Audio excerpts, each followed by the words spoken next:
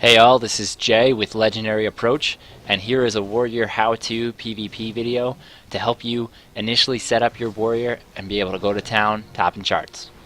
Alright, so right off the bat, let's talk about talents. I run arms, and this is for BGs and RBGs and 2s. I haven't really done 3s, 5s, it's just not something I'm very much into, but for battlegrounds. So I run arms. So my talent spec goes as follows. At level 15, I run with Juggernaut.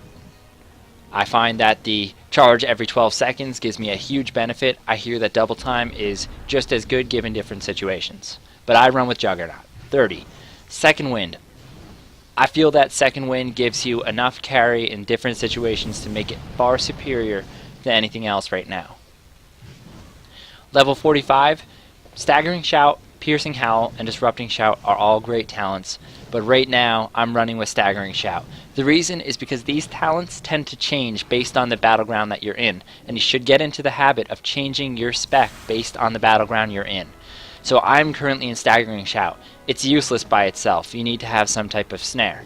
And given that it's an AoE, it tends to be to the effect that you want to use it on someone that's already snared. Or a group of people who are already snared. So in the comp that we were last running in Silver Shard Mines, another player was slowing players en masse, and I was able to root them for 5 seconds given Staggering Shout, which is awesome in Silver Shard Mines,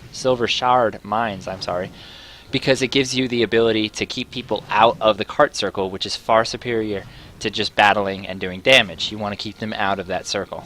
So there's a perfect example of why talents should be rotated out given different BGs. Piercing Howl is a great en masse snare, so keep that in mind. It is really good, just as good as Staggering Shout. So these are the two that I actually rotate between.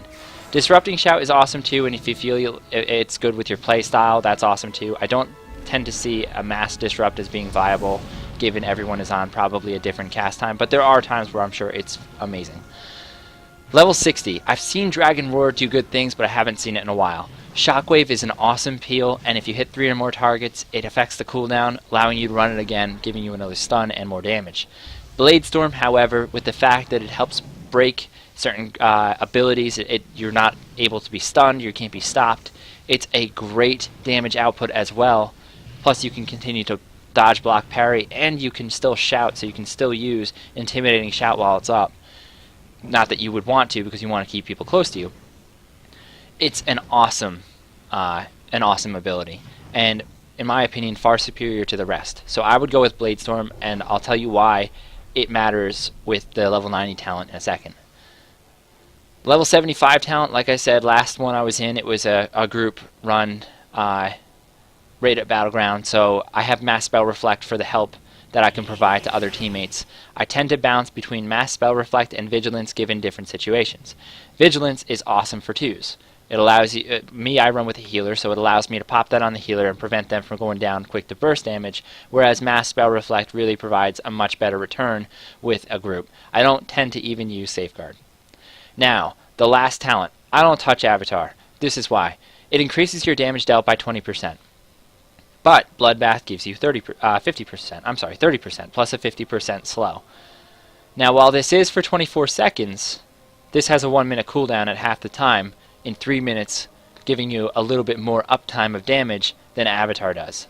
So the timing return is better for Bloodbath. Second, I couple Bladestorm, and I'll show you the macro that I do it with Bloodbath, which means that I'm going to get those root break, snare break things all the same with Bladestorm. Plus I can't be stopped in that sense, because once Bladestorm's up, I don't believe that you can be crowd control. So that's why I do not touch Avatar, because I use Bloodbath with Bladestorm anyway, so I get all the effects of Avatar, plus I can use it more often. If you get Bladestorm and Avatar, you got to ask yourself, if you're using them separately, then you're not really making use of the increased 20% damage when you pop Bladestorm, which is arguably your heaviest hitting tool. But if you use them together, then you got to ask yourself, why are you doubling up on the root breaks and snares if you can only do it once every 3 minutes and only get 20% damage? Bloodbath is better. Stormbolt is awesome if you want to be able to have that additional stun, maybe good for 2s. For a clutch situation, I maybe only had one time where it's really saved a match. I tend to just go with Bloodbath, Bladestorm. Going over to Glyphs. Right now I run with Glyph of Death from Above. Gives me additional uptime on Heroic Leap. The next one is Glyph of Colossus Smash. Every time I hit CS, it also gives me an armor debuff as well, Sunder's armor. Stacks up to 3 times, I believe. Glyph of Root Interruption. If I can disrupt a spell with a pummel, it'll give me 6% increased damage. That's awesome. All this stuff adds up to devastating damage and chart-topping abilities. Now, what macros do I use? Well, right off the bat, let's start with Charge.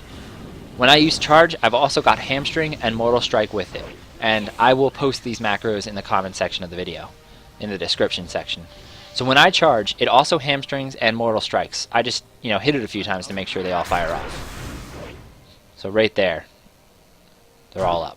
So what that means is that if I'm next to somebody, I've actually taken Hamstring off my toolbar and just use this as my Hamstring. Because if I'm close enough to hamstring them, I'll do it. If I'm not, well, I will be. I also pop Mortal Strike right off the bat because I can't quickly react and I don't want to think about it. I just wanted to do it as quick as possible.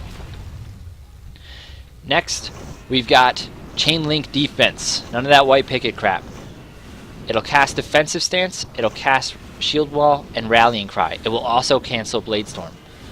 In addition to that, I also work in a weapon swap, which allows me to switch to from a two-handed weapon to a sword and axe, which when I pop my defensive abilities, it gives me that added defensive bonus. I hit weapon swap, go right back. Then I've got my intervene macros as well, and these are my intervenes that are macroed to my banners, my Demoralizing Banner and my Mocking Banner. What does this do? It gives me the ability to really close in on a far target. So let's go right about to here. We're going to hit those really far targets off in the distance. So step 1, you use your leap. Gets you pretty far, right, but not far enough. Step 2, you toss your banner and you target and close in on it. Step 3, charge your target. So we got here from all the way over there pretty quickly. It allows you to close distance. It also allows you to get away pretty quickly as well. And I've got that on both banners. Finally, the Bladestorm macro.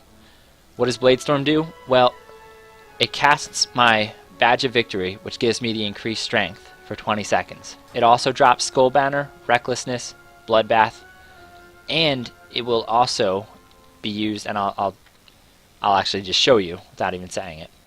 So the way I have my macro set up is I have a Cancel Aura Bladestorm on my defense and a Cancel Aura Bladestorm on my charge. What this means is that I have the ability to break my own Bladestorm to get out of dodge or to pop into a defensive stance.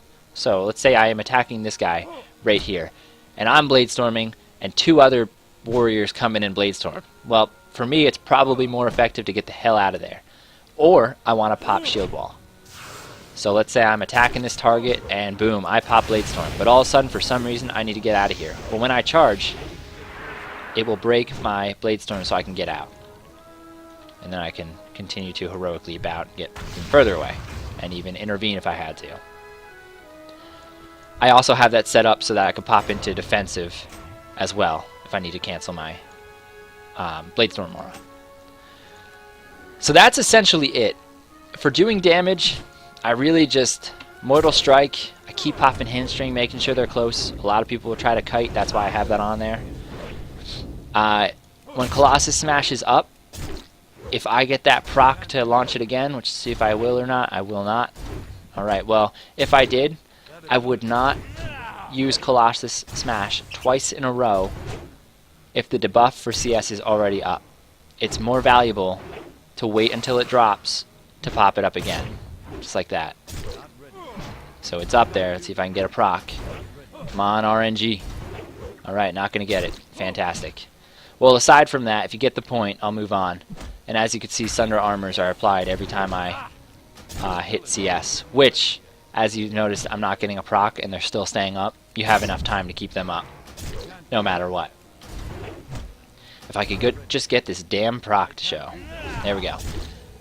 Alright, so it reduces... See, I'm not going to use that normally unless CS is already down. See, while CS is up, I'm not using it. Now I will. And that's just to get that uptime. Unless you need that incredible damage just real quick, which I doubt you do, but you might. Always be thunderclapping. I see a lot of warriors play and they don't thunderclap. The main brunt of your damage in an RBG, especially when you're spinning a flag and there are 10 people around you, is to thunderclap. The damage that it does is incredible. It spreads deep wounds to everybody. So keep that in mind. Always be thunderclapping. It's much of a change from the previous warrior of maybe Burning Crusade Classic and Lich King, but thunderclap all the time. I forget what it used to do. Maybe decrease damage attack speed by like 20% or something like that. Now it does damage and it's totally worth using. So anyway, I believe that sums everything up. Use Mortal Strike. If you have a lot of rage, keep in mind Heroic Strike is off of the global cooldown, so you can pop Heroic Strike and Mortal Strike separately. They don't need to be done at the same time. Hamstring works the same way, which is why I can keep pressing this and using other cooldowns, because Hamstring is off the global cooldown as well. And then there's of course Overpower, which you can use if your crit is low. You need to pop out that damage. But that's how I play this. I am by no means a professional. I hope that I've gone over everything. Talents, glyphs, the rotation I use, and the macros. I'll post the macros in the video description area. I hope that they can help you out. One quick tip: if you are copying these macros, change this badge to fit whatever trinket that you're using. It won't help you if you don't have that trinket. And yeah. So I hope that helps. I hope it helps you get everything set up the way you want it to be set up. And if you have any questions, feel free to post them in the comments. I'll reply as I can. And I hope you enjoy playing, and that this can get you, you know, on top of the charts and get you some titles and knowing how to play. If you have any suggestions, questions, feel free to ask. Feel free to say it. As always, thanks for watching. This is Jay with Legendary Approach. Feel free to like and subscribe.